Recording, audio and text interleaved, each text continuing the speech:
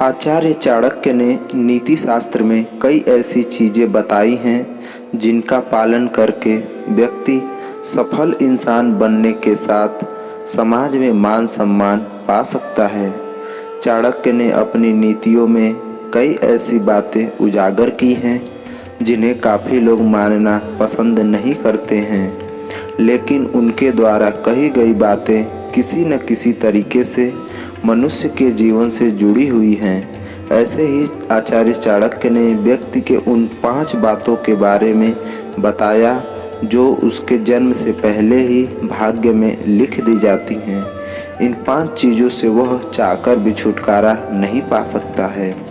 आयु, कर्म, वित्त, विद्या, मृत्यु, ये 5 चीज़ें प्राणी के भाग्य में तभी लिख दी जाती हैं जब वह गर्भ में ही होते हैं। आचार्य चाणक्य के अनुसार जब कोई मनुष्य माँ के गर्भ में होता है तो उसी समय उसके भविष्य का निर्धारण कर दिया जाता है।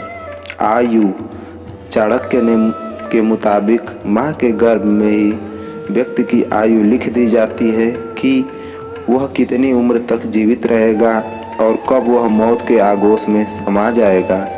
विद्या, नीति शास्त्र के मुताबिक व्यक्ति कितनी विद्या यानी पढ़ाई करेगा, इस बारे में भी भाग्य में लिख दिया जाता है।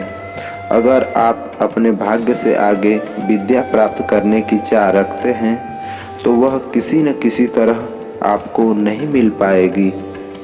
कर्म, चाणक्य के मुताबिक कर्म आपके पिछले जन्म पर निर्भर करते हैं, इसलिए गर्भ के समय ही आपकी तकदीर में लिख दिए जाते हैं।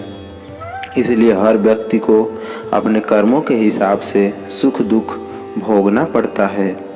मृत्यु, व्यक्ति का इस उम्र में निधन होना है, इस बारे में भी माँ के गर्भ में ही लिख दिया जाता है। इसलिए चाहकर भी आप इस बात को बदल नहीं सकते हैं।